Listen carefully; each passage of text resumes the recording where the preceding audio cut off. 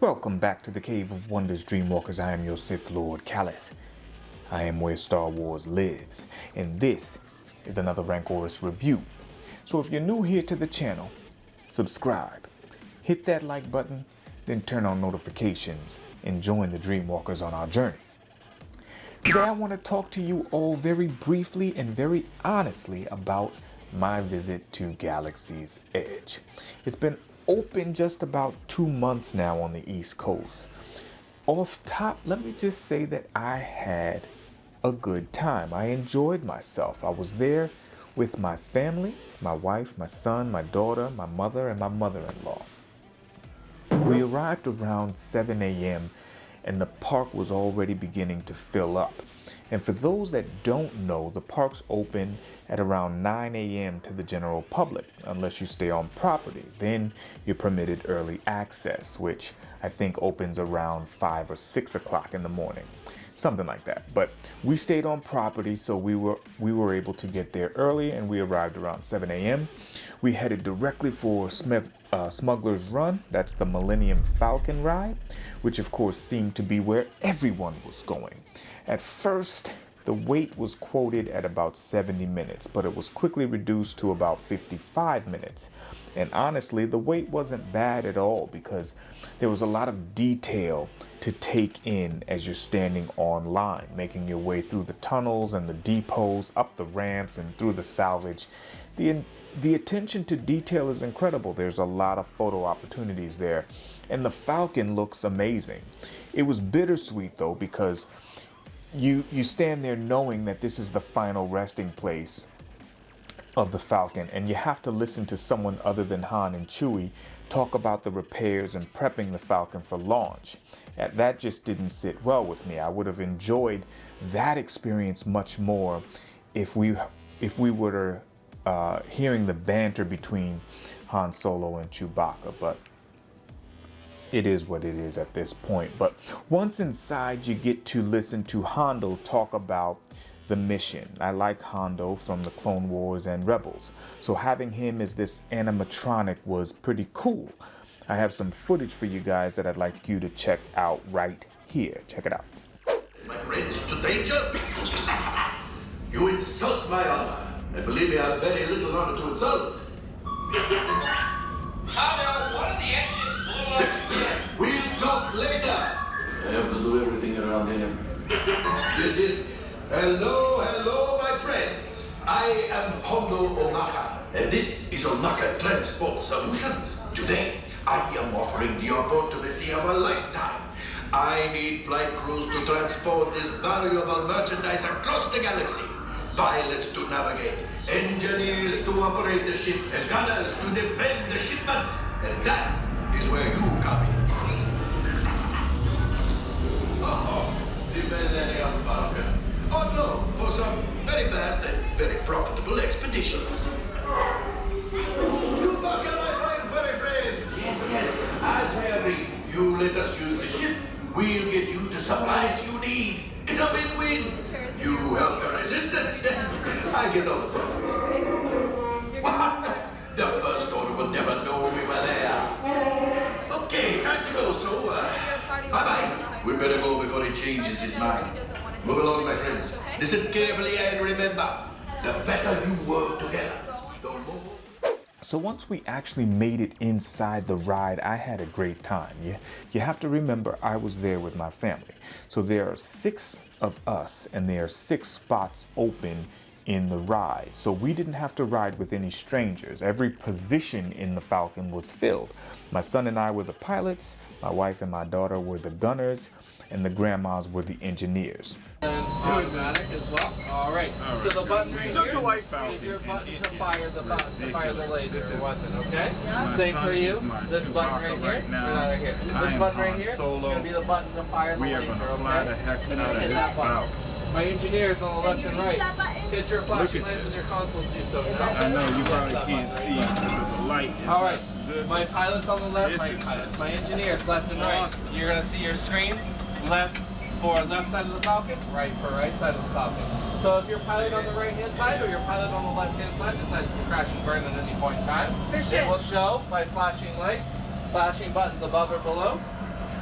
or right onto the sides. Stay right there. To flash, you're gonna hit those buttons. Usually some at the top. You're gonna hit these buttons when they flash. Oh, all of them? Well, there will be flashing ones that you're gonna interact with. Oh, okay. So you just pay attention to those flashing buttons.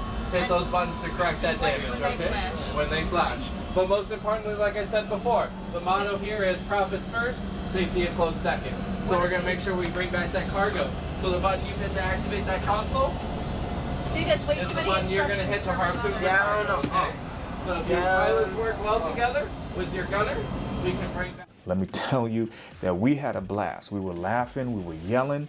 It was just a great time. And in my opinion, because of that interaction that we had together as a crew, it absolutely edged out the Star Tours ride and made the experience that much more special.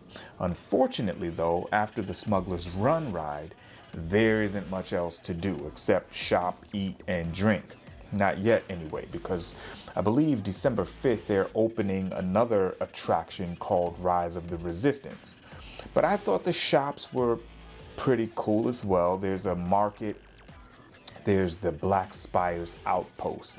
And it's the same type of stuff that you'd find at Epcot or Magic Kingdom and comparably priced with a Star Wars theme. If you're into cosplay and trinkets, you can have a good time. Now, don't get me wrong, it is expensive, but it is no more expensive than you'd find at any other section of any other park. It's really just about the experience and what you make of it. Again, I enjoyed myself because I was there with my family. I bought a BB-8 doll or droid for my daughter in the Droid Depot. That ran about $100. I'll have a review up for that shortly. And my son and I also built our own lightsabers in Savi's workshop. That ran about $200 each, which sounds expensive, but it's equivalent to custom lightsaber prices. And if you remember when the Force Effects first came out, they were running roughly that price as well. The Black Series was when it was reduced just a bit. But I'll have a review up for my saber build, as well as I got a Sith holocron for my son, which cost about $50, and I purchased one of the legendary hilts. They have a number of pre-built sabers by existing characters. I bought an Asajj Ventress hilt in the Doc Ondars Den of Antiquities. I think that ran about $130, and I'll do a showcase or an unboxing for that one as well. But then we had a 9:30 reservation for Olga's Cantina, and when we arrived it was so packed that they tried to put us at the bar, which wouldn't have been a problem if it were just me and my wife, but it was my daughter who's 5, my teenage son, and then the grandma. So we had to pass on the Cantina this time because they could not get us a seat. But overall, the park was full of energy. It wasn't packed, but it wasn't empty by any means. This was a holiday weekend, so maybe it should have been fuller actually. But I was there from 7 a.m. until 10 p.m. when they closed. And I have some footage of the nighttime. So check that out. Okay, here we are at the Millennium Falcon. It's probably like 10 o'clock at night, and that's what it looks like. It's 10 o'clock, so the park is emptying out a little bit. But look at this. Look at the detail on this damn ship.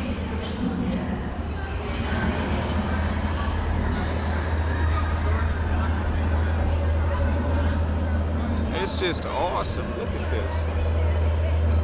Let's walk with me. Let's walk with me and see this ship. Ooh. Look at that.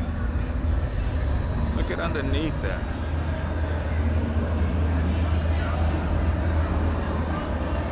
Walk with me. Look at this ship. Walk with me. Walk with me. Look at this ship.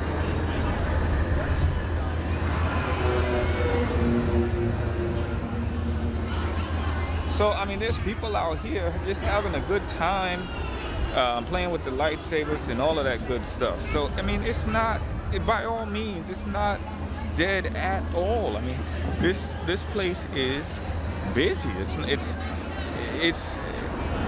sort of like any other park would be at this point in time. And it's 10 o'clock, so it's closing. And you see this, look at this. Look at that. Look at that detail.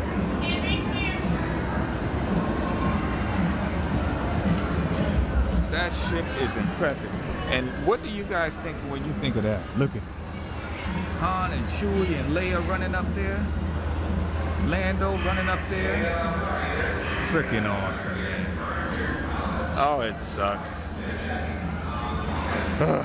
But anyway, you know, this is it's been a fun damn day. We've been out here since about 7 o'clock in the morning, and then we went back to the hotel for about a few hours to rest up, and then we came back. And it's been busy this whole time. Just Hollywood Studios busy, you know. So, you know,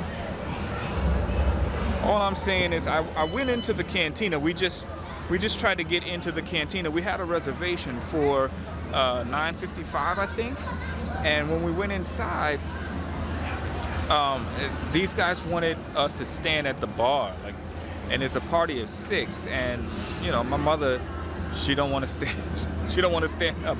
She wants to sit down. So, and they wouldn't let her in with a scooter or anything like that. So we had to pass on Olga's Cantina.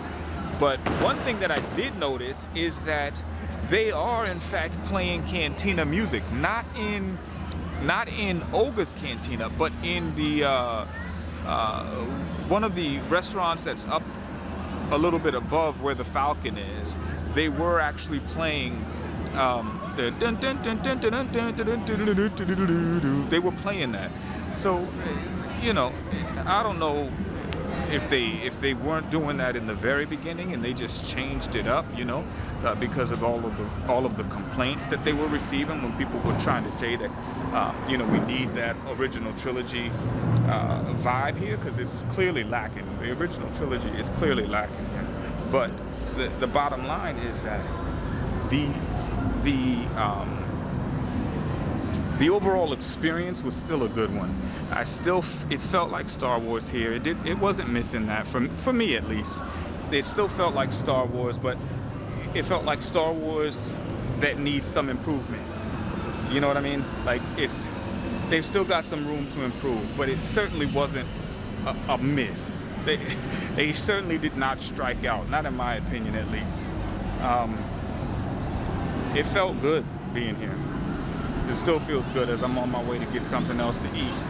Anyway, I'll see if I holler at you guys a little bit later. I'm getting ready to go in here and get some blue milk or some shit to finish off my night. You guys have a good one. Peace. So my experience overall felt like Star Wars, but it felt like something was missing. And that, of course, was the legacy representation. As the characters walk around, they do interact with you. That's pretty cool, but it's only Kylo, Rey, Chewbacca, the First Order troopers especially, and the Resistance spy V. Moradi, I think is her name. She was very cool. Shout out to her. She never broke character at all. They refer to your cell phones as data pads. I thought that was a nice touch. And by the end of the day, I had a lot of fun. It was a good time. We stayed the entire day at Hollywood Studios. We would take in some of the other parts of the park and then go back to Galaxy's Edge, rinse and repeat. I can't wait until December to see what this new attraction might bring. Maybe it'll give it a little bit of an extra oomph. At the end of the day, the question is, should you make a special trip to Disney World for Galaxy's Edge? And I would say, as it stands right now, no. But if you are going there, then you should make Hollywood Studios part of your agenda. It is worth the trip if you're already planning to go. One of the things that my mother said, and she's one who is a lifelong Star Wars fan, she even noticed the lack of legacy representation. There was, I know some people were saying that there was no legacy music, but we did hear, my son and I did hear, not in Olga's Cantina, but in one of the other markets, one of the other shops. It was an eatery, one of those. They were actually playing the dun dun dun dun dun dun dun dun dun. They were playing that Cantina music, but not in Olga's Cantina, because we did actually walk into Olga's. Like I said, they tried to put us at the bar, and then we left. But it looked great in Olga's Cantina. It just, we weren't able to get a seat, so we didn't stay. But like I said, it was a good time. It felt like Star Wars. But there was noticeably something missing. But anyway, you guys let me know what you think in the comments. Okay, I hope this was informative and enjoyable for you all. I will have a lightsaber review up, well, 2 really, because I'll have the unboxing as well as my build, the lightsaber build. So I don't want to spoil those. And then I'll also review the droid as well as the holocron. So you guys, I've got a bunch of Galaxy's Edge videos coming up.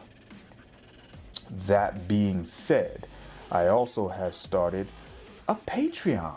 I know I'm like the last person in the world, but to have a Patreon page. But yes, I have started a Patreon page, so please check that out. It's Lord Callous. It's patreon.com/Lord Callous. So check me out there. I have a number of affordable tiers, and I appreciate the support. Thank you so much. But listen, I do what I love. I hope you love what I do. This has been a Rancorous review. Until next time.